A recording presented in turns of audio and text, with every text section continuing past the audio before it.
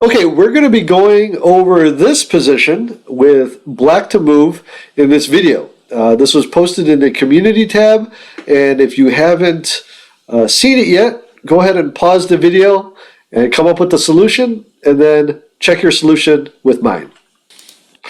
Okay, as I mentioned in the community tab, this problem is less about trying to grind out a lot of calculating lines.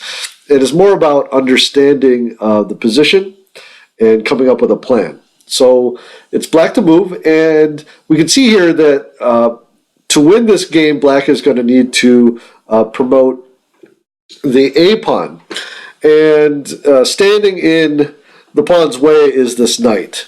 Okay, so the thing we want to notice here is that the knight is on the edge of the board. So it really only has 3 squares that it can go to. Okay. We also notice that white's king is very far away, and we'll have a difficult time coming in here. And we have our knight and our king. So how do we begin to calculate? Now, a lot of you may have thought, well, I'm going to start advancing this pawn. And this is one of those problems where there are several ways to win it, but there is, I guess, a most efficient way. And the thing that hopefully came to some of you is the idea of restricting the opposing knight. Okay, and so the first move here is knight to d5. And you can see here that this knight is covering 2 of these squares. Okay. The other idea here is that we are also restricting the white king from approaching. Now, that is the plan that you may have come up with, but what you need to do is then support it. And what this move does, and before you look at other candidates, what this move does is it really restricts what white can do. So it will help you to actually calculate a little easier anyway. So for this example, white can only, for example, play knight to c1 or move his king. Okay, and so let's take a look at a few of those. Let's look at king to g4 with the attempt of trying to come around to attack here. And what we can see is that we want to be able to approach this knight as well as trying to keep its moves restricted. So we can look at moves like king to e3 to maybe block off this king, but maybe we might realize here that king to g4, or I'm sorry, king to d4 is sufficient. King to f5 may be attacking our knight, and again we can go back. If he plays something like this, knight to c1 check, we can look at the fact that again, it's going from the edge to another edge, so it only has a few squares from here that it can go to. And one of them is covered by the pawn, and the other 2 of them can be easily covered by the king. And so its only choice would be to come back. So we can see if that happens, we can just continue our approach, and notice how this knight is trapped. This king can try to come in here to attack my knight, but the basic idea here is that white is too late. Okay? Similarly, if he doesn't check but instead goes for the attack right away, we would calculate this out, and we can see here that we get there first as well. And just so you guys see it, we just move this king out of the way, and then this pawn will promote. Okay, let's go back. So after knight to d5, let's say that white tries to go around this way in order to attack this knight directly. Well, the same plan can be used. King to d3, and then now if knight to c1 check. So notice here, even though the position is slightly different, we don't have much to calculate here, because if the king moves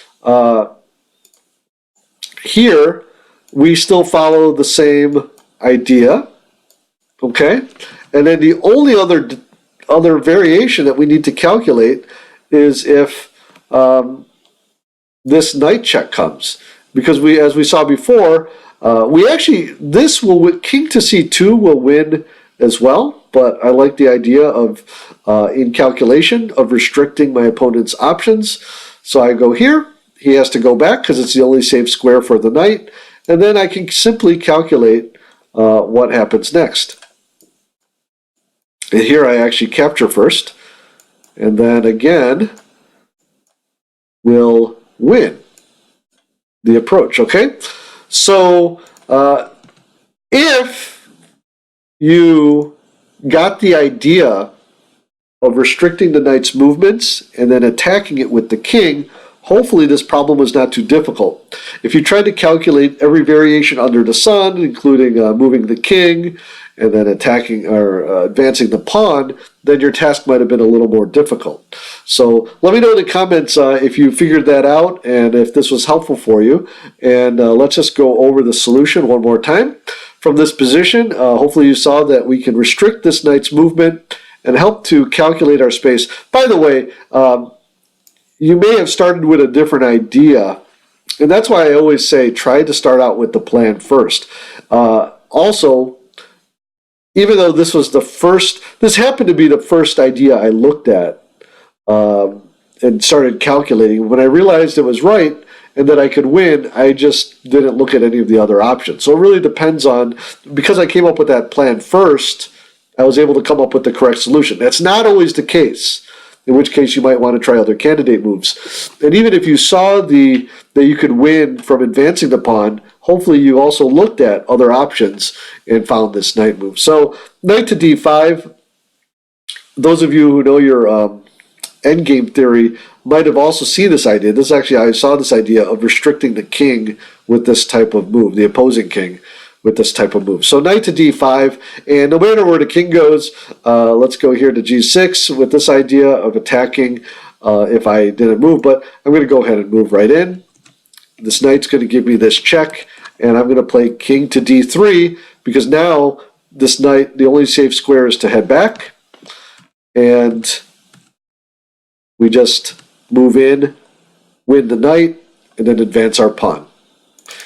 Hey guys, I hope you enjoyed that video. So this problem was a combination of understanding the knight's weakness on the edge of the board, as well as knowing a little bit of the endgame theory of restricting your opponent's king's movement using the knight and the king. Once you combine those two, you can come up with a plan, and it's fairly simple calculation from there if you got the plan first. So again, let me know in the comments what you thought. And to see the last problem, you can click on this link here. And I will see you next time.